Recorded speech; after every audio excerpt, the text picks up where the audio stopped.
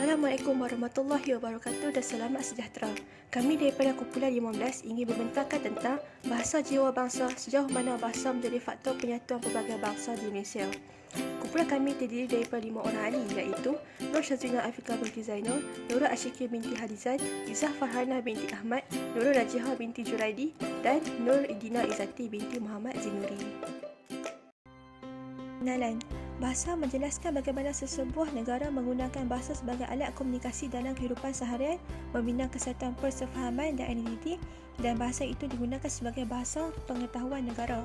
Pada tahun 1952, 4 anggota Lembaga Pembangunan Sastra Perak iaitu LEPAS telah meletakkan slogan Bahasa Jiwa Bangsa. 4 anggota tersebut adalah Encik Khalid Abbas sebagai penolong setiausaha LEPAS, Encik Fadil Khalid, Encik Omar Nordin sebagai setiausaha penerbitan LEPAS dan Tuan Zulkifli Muhammad.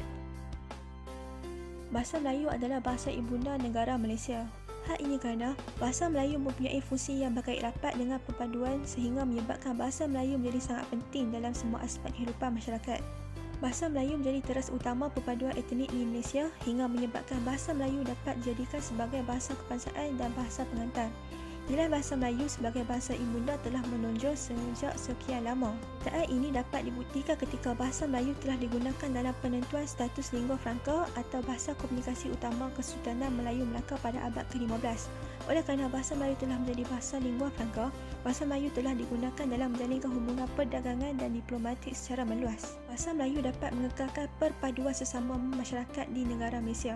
Kedudukan bahasa Melayu sebagai bahasa kebangsaan pula dikukuhkan lagi dengan penggunaan bahasa Melayu oleh majoriti masyarakat Malaysia. Sia tersembunyi yang terdapat dalam nilai bahasa Melayu ini juga tetap diyakini dan mendapat kepercayaan masyarakat di Malaysia untuk tetap dijadikan sebagai bahasa kebangsaan supaya dapat menjadi medium mengeratkan perpaduan antara semua kaum di Malaysia.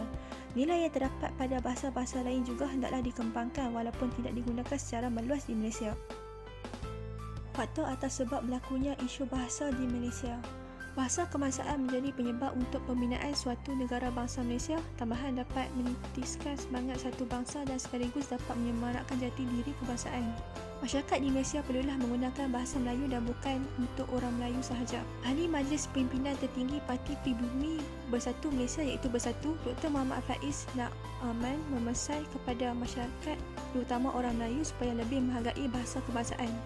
Nilai bahasa Melayu mempunyai fungsi yang berkait rapat, contohnya dalam persatuan kaum. Bahasa kebangsaan dapat mencerminkan kesatuan budaya komunikasi masyarakat tanpa mengira kaum kerana bahasa Melayu ini merupakan bahasa komunikasi yang boleh difahami oleh setiap kaum. Bahasa Melayu adalah bahasa paling mudah, bahkan lebih mudah daripada bahasa Arab. Hal ini disahkan oleh warga asing yang mempelajari bahasa Melayu. Bahasa Melayu adalah bahasa kedua yang terindah selepas bahasa Arab yang digunakan dalam Al-Quran. Hal ini kerana bahasa Melayu adalah bahasa puitis terutamanya ketika bermadah. Bahasa Melayu juga digunakan dalam perkara rasmi seperti dalam mahkamah dan parlimen. Mereka menggunakan bahasa formal di mahkamah dan parlimen untuk berkomunikasi disebabkan bahasa Melayu adalah sebuah bahasa yang unik. Peranan yang penting dalam semua aspek kehidupan masyarakat. Kempen atau program kesedaran bahasa diadakan bertujuan memperkukuhkan bahasa kebangsaan dan menyatukan bangsa-bangsa di Malaysia. Kerajaan Malaysia telah melakukan pelbagai inisiatif atau program dari semasa ke semasa berkenaan bahasa Melayu untuk memupuk rasa cinta akan bahasa kebangsaan. Perdana Menteri telah melancarkan sebuah kempen yang bernama Program Gerakan Cintailah Bahasa Kita pada 11 Disember 1987. Program ini bertujuan untuk mewujudkan budaya kebangsaan dan membina kesedaran masyarakat Malaysia. Bahasa Melayu dapat berkembang menjadi bahasa kelas dunia yang praktikal. Sebagai rakyat Malaysia yang mempunyai perasaan patriotisme, kita hendaklah menggalakkan dan mempertabatkan keaslian bahasa kita sama ada berada di dalam negara maupun di luar negara. Bahasa Melayu menjadi bahasa pengantar dalam sistem pendidikan. Bahasa Melayu dapat dijadikan sebagai bahasa pengantar di semua peringkat sekolah, iaitu rendah kebangsaan dan menengah maupun peringkat institusi tinggi. Penggunaan bahasa Melayu sebagai bahasa pengantar pendidikan telah dicatat dan dinyatakan dalam Akta Pendidikan 1961. Ini memberikan kelebihan kepada pelajar untuk lebih memahami pelajaran dengan lebih baik dan ianya dapat memberi kesan yang lebih baik terhadap pencapaian dan prestasi pelajar. Bahasa Melayu juga memudahkan guru-guru yang sudah terlatih untuk mengajar anak muridnya supaya menggunakan bahasa Melayu sebagai bahasa pengantar di sekolah. Bahasa rojak. Bahasa rojak ialah sejenis percakapan yang mencampurkan pelbagai bahasa dalam suatu pertuturan, contohnya Manglish. Tanggungjawab memelihara bahasa Melayu tidak dititikberatkan oleh semua pihak. Masyarakat hanya beranggapan bahawa hanya pihak tertentu seperti Dewan Bahasa dan Pustaka yang sewajarnya mengagungkan bahasa kebangsaan. Pihak Dewan Bahasa dan Pustaka kurang menganjurkan aktiviti kepada masyarakat. Oleh itu, pihak Dewan Bahasa dan Pustaka akan melaksanakan Bulan Bahasa Kebangsaan pada setiap bulan Oktober setiap tahun. Kenyataan pihak kerajaan. Pada tahun 2018, kenyataan daripada pihak kerajaan yang menyatakan bahawa bahasa rasmi di negara Malaysia terdiri daripada 3 bahasa iaitu bahasa Melayu, bahasa Inggeris dan bahasa Mandarin. Kenyataan ini menyebabkan rakyat berasa terhina kerana perjuangan rakyat Malaysia sejak zaman dahulu yang bersusah payah untuk mempertahankan dan menaunatkan bahasa Melayu itu seperti tidak dihargai dan dianggap sia-sia. Perkembangan dunia.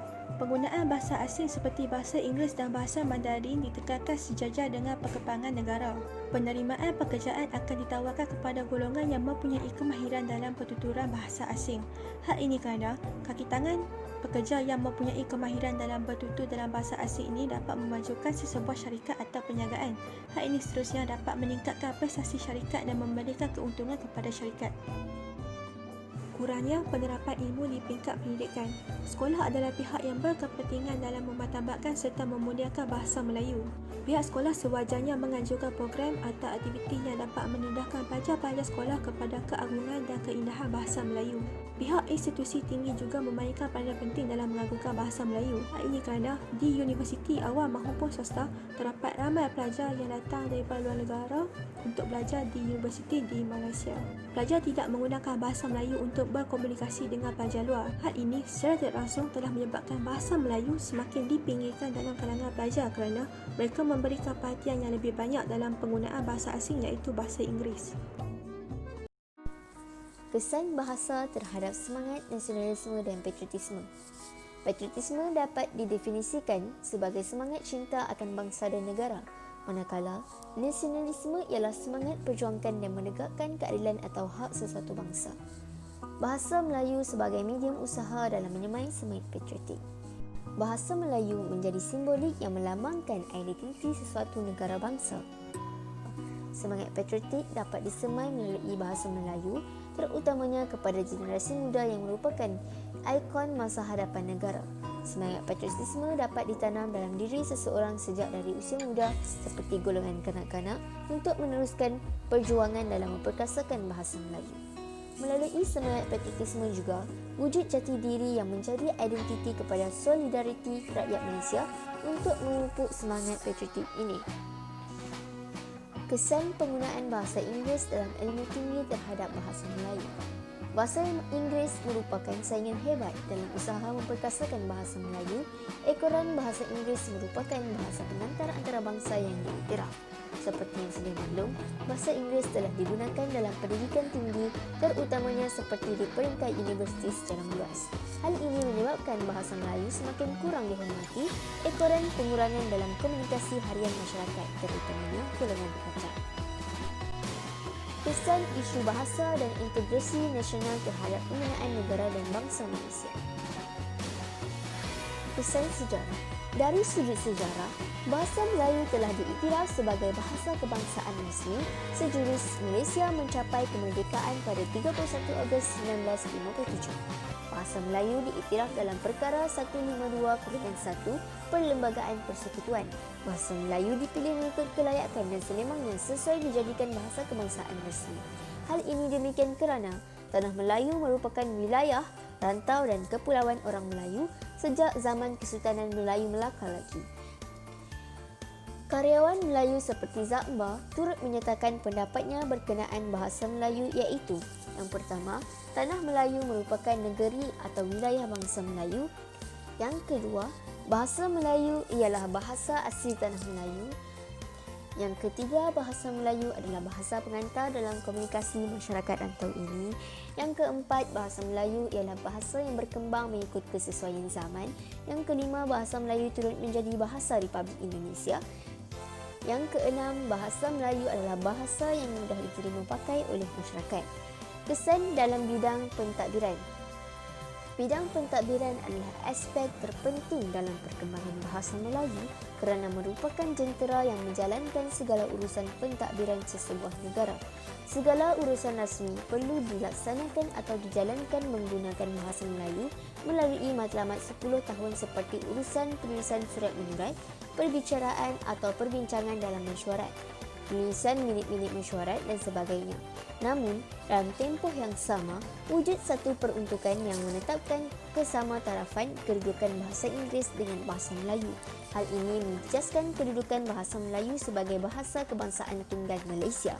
Selain itu, pengaruh pentadbiran semasa penjajahan British yang menekankan penggunaan bahasa Inggeris dalam urusan pentadbiran dalam menentukan pelantikan pekerjaan, menjawat jawatan yang baik, dihormati oleh masyarakat dan sebagainya. Dari sudut pentadbiran politik pula, wujud sentimen perkauman oleh pemimpin-pemimpin politik yang membangkitkan isu sensitif berkenaan hak keistimewaan orang Melayu yang merangkumi isu bahasa, agama dan lain-lain untuk meraih populariti semata-mata tanpa memikirkan kesannya terhadap pembinaan negara bangsa. Kesan dalam bidang pendidikan. Menurut Penyata Razak 1956, kaitan bahasa dengan pendidikan adalah satu medium yang penting serta sangat berkesan dalam perkembangan bahasa Melayu. Namun kebanyakan pendidikan tinggi seperti universiti masih menggunakan bahasa Inggeris dalam sesi pembelajaran dan komunikasi. Bahasa Inggeris turut dibenarkan penggunaannya dalam pembelajaran sains dan matematik. Hal ini telah menjejaskan lagi kedudukan bahasa Melayu sebagai bahasa kebangsaan rasmi. Seterusnya, berlaku juga pertambahan sekolah vernakula walaupun kerajaan telah berusaha mengurangkan bilangannya, iaitu melalui pembinaan sekolah kebangsaan dengan lebih banyak. Hal ini kerana masyarakat itu sendiri lebih cenderung memilih untuk menghantar anak-anak mereka ke sekolah tersebut, terutamanya masyarakat bukan Melayu. Kesimpulan, masyarakat perlu memartabatkan bahasa Melayu sebagai bahasa kebangsaan dan bahasa pengantar rasmi negara. Hal ini kerana bahasa Melayu melambangkan identiti bangsa Malaysia yang terdiri daripada pelbagai kaum. Bahasa Melayu perlu diterima oleh semua kaum yang digelar rakyat Malaysia. Walau yang demikian, bahasa lain turut dibenarkan penggunaannya dalam komunikasi dan sebagainya asalkan tidak menjejaskan kedudukan bahasa Melayu sebagai bahasa kebangsaan Malaysia. Oleh itu, terapkan semangat cinta akan bahasa dan bangsa dalam diri masing-masing bersesuaian dengan slogan ini, iaitu Bahasa Jiwa Bangsa.